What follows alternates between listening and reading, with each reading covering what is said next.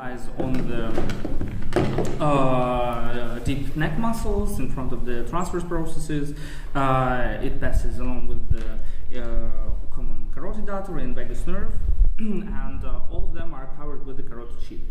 So, if you remember when you studied Neck fascia.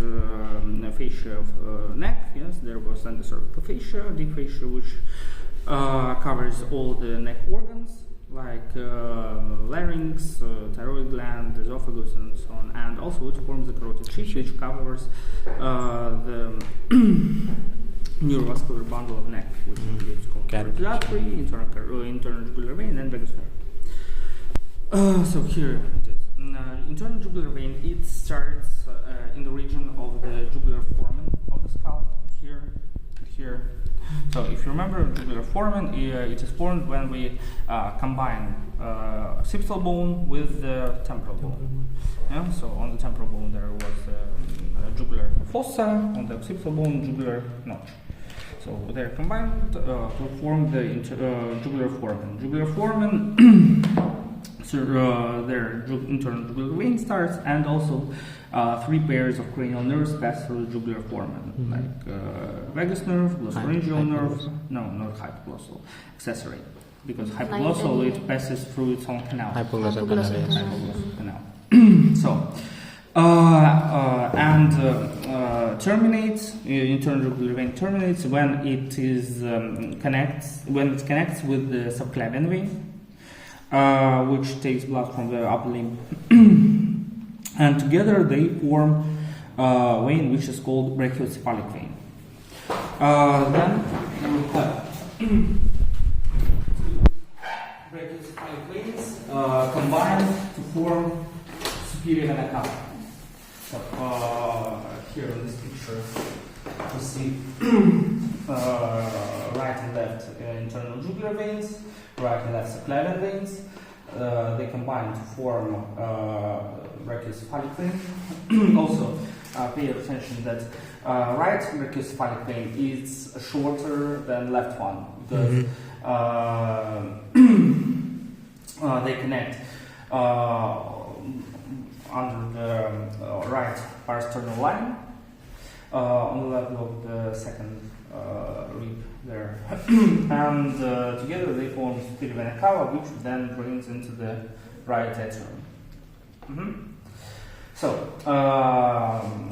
internal jugular veins, it has intracranial and extracranial inflows, like something coming from the inside of the skull, and some veins are coming from the face and neck. Inside the skull, there are several types of veins, and several groups of them are really special and just different from the veins which we are usually seeing. Blood, so when drainage from the brain is performed by multiple cerebral veins, which are located in the subarachnoid space here, and they usually pass in the sulci of the hemispheres. These veins, they collect all the veins blood from the cerebral hemispheres and drain this blood into the dural sinuses. Yeah.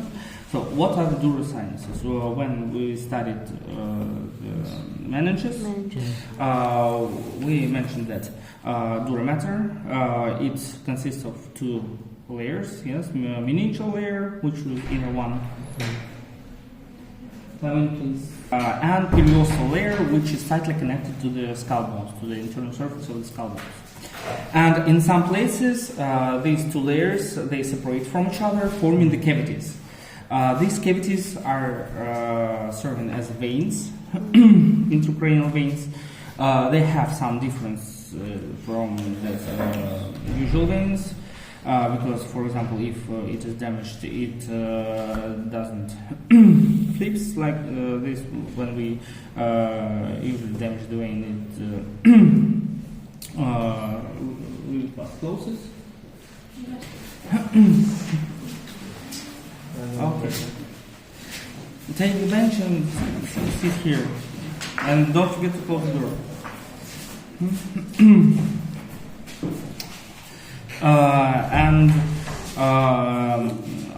Finally, all this vein from the sinuses, it should. This vein. And after that, all the blood from the sinuses, it is collected into the internal jugular vein.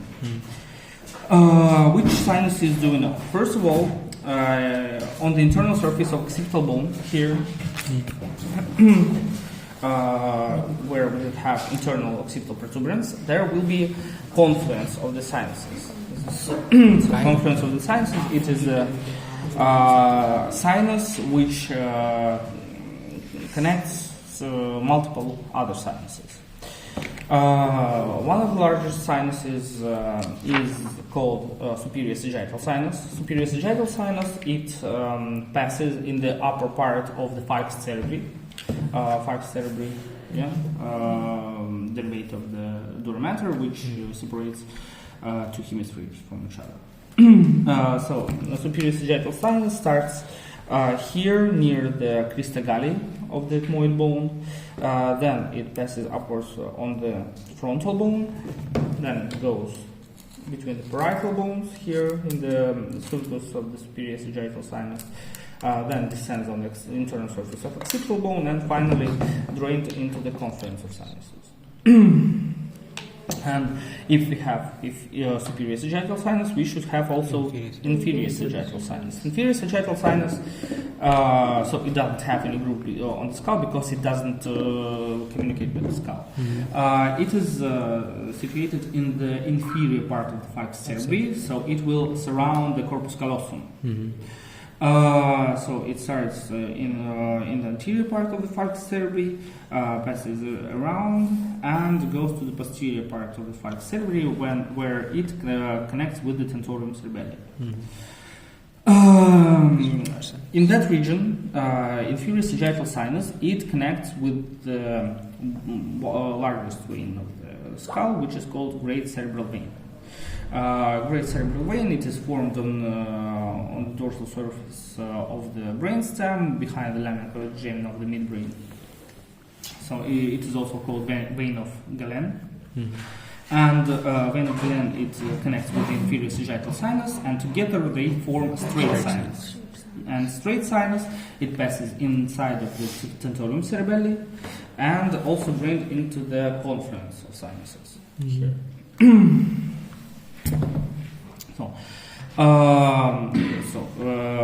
We have already mentioned two sinuses which are drained into the confluence: superior sagittal sinus and rectus sinus, straight sinus.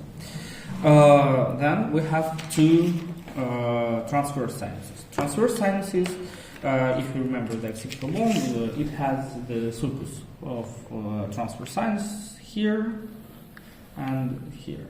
Yes. Group for transverse sinus, and also connected to the so medially it is connected to the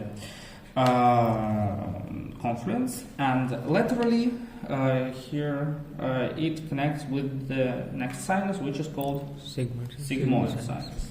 Sigmoid sinus passes on the internal surface of the parietal, temporal, and occipital bones, and goes to the jugular foramen, where it drained into the internal jugular vein. And the last sinus which is drained into the confluence is called occipital sinus. Occipital sinus passes on the internal surface of occipital bone from the foramen magnum and to the confluence. We have also a couple of marginal sinuses which surrounds the foramen magnum and drained into the occipital sinus. So these were sinuses which are connected to the confluence and located mostly in the posterior cranial fossa. We also have several sinuses which are located in the medial cranial fossa. And I think one of the most important ones is cavernous sinus. Cavernous sinus, it is a paired sinus which is located in the medial cranial fossa on the sides of the sella turcica. So here and here on the internal surface of the sphenoid bone. They are called cavernous sinuses, since we have the English word cave, which means, no, cave. Because it has the structures inside the sinus, there will be a lot of septums made of dura matter, which separates the little cavities of the cavernous sinuses and provides this shape. Also, we can see this is a coronal section of the cavernous sinus, and in the cavernous sinuses, several structures are passing, like coming here after. It's already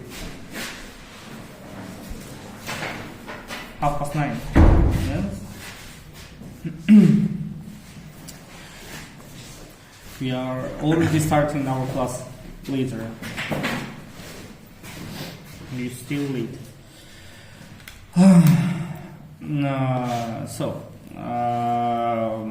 Through the cavernous sinuses, the internal carotid artery is passing, and some cranial nerves, third, fourth, and the branches of the fifth nerve, they are passing in the lateral wall of the cavernous sinus, and the internal carotid artery with the sixth pair of cranial nerves, they are passing closer to the center of the cavernous sinus. These cavernous sinuses, they are connected with each other by the intercavernous sinuses.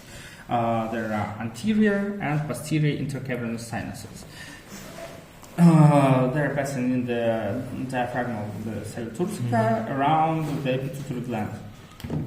Anterior passing anteriorly to the pituitary gland, posterior passing posteriorly to the pituitary gland. Also we have sphenoparietal sinuses. Sphenoparietal sinuses, they originate on the internal surface of the parietal bone, passes on the margin of the lesser wing of the sphenoid bone, and drained into the cavernous sinuses. There are also a couple of sinuses which connect cavernous sinus with the sigmoid sinus. They are passing on the pyramid of the temporal bone. That's why they are called petrosinuses. There will be superior and inferior petrosal sinuses. Superior passes on the superior edge of the pyramid here, and inferior passing on the posterior edge of the pyramid here. And they connect sigmoid sinus with the cavernous sinus. Also, cavernous sinus, it is really important because it also takes blood from the ophthalmic veins. So inside of the orbit we have ophthalmic veins, superior and inferior ophthalmic veins. Let's find a picture of the ophthalmic veins.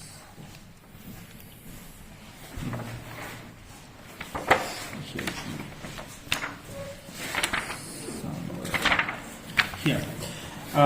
So ophthalmic veins, superior and inferior, they take some blood from the face because there is a nasofrontal vein which connects the ophthalmic vein with the angular vein. So anastomosis between the ophthalmic veins and facial vein. Also, inferior ophthalmic vein, it is connected with the pterygoid venous plexus. Pterygoid venous plexus is located in the infratemporal fossa and connects several veins, like it connects facial vein with retromandibular vein here and with ophthalmic veins. And also ophthalmic veins, they take vorticus veins, which are coming from the eye itself. These ophthalmic veins, they are passing through the superior orbital fissure, and drained into the cavernous sinus. Why this system of anastomosis is important? Because it is a simple pathway for infection to travel from the face into the meninges. For example, maybe someone told you ever, so don't touch your some acne on the face, yes, because what can happen? If you damage it not very accurately, some bacterial agents. They can travel from the facial veins from here through the pterygoid plexus into the ophthalmic veins. Yes, and from ophthalmic veins into the cavernous sinus, which can cause either some infection in the meninges, like some type of meningitis, or the bacterial emboli of the cavernous sinus. So, not very positive outcomes. Yeah? So, and as we know, the wings, they are really nice pathway for traveling of different malignant agents. Yeah. Except sinuses, inside the skull we have some other types of veins. Second one type is diploic veins. So diploic veins, do you know what is diploid? No. If you will remind yourself the structure of the skull bones, so these are plain bones, and they consist of internal and external cortical plates, yes, and inside of them, between these two plates, there will be some spongy bone tissue, which we call diploid. And inside of this spongy part of the skull bones, we'll have several diploid veins. There are 4 major diploid veins which are passing in the skull bones. They're called frontal diploid. Not here. Here. Frontal diploid vein, anterior and posterior temporal diploid veins, and occipital diploid vein. And third type of these interesting veins of the skull, there will be emissary veins. Emissary veins, their purpose to connect intracranial veins with the extracranial veins. They are rather short and they perforate the skull bones, connecting dural sinuses with the diploic veins and some superficial veins. 4 largest emissary veins, which you should know. First one is parietal emissary vein, which is located in the parietal bones. So we have on the parietal bones parietal foramen, and they pass through the parietal foramen, connecting the sagittal, superior sinus with the posterior and anterior temporal diploic veins, and with some superficial veins in the skin. Second one will be occipital emissary vein. Occipital emissary vein passes through the little holes on the occipital bone near the external occipital protuberance. Third one will be mastoid emissary vein. Mastoid emissary vein passes through the mastoid foramen of the temporal bone, connecting the sigmoid sinus with the posterior temporal diploic vein with some superficial veins. And the last one will be condylar emissary vein, which passes through the condylar canals of the occipital bone. Any questions about intracranial veins? No. Then let's talk about extracranial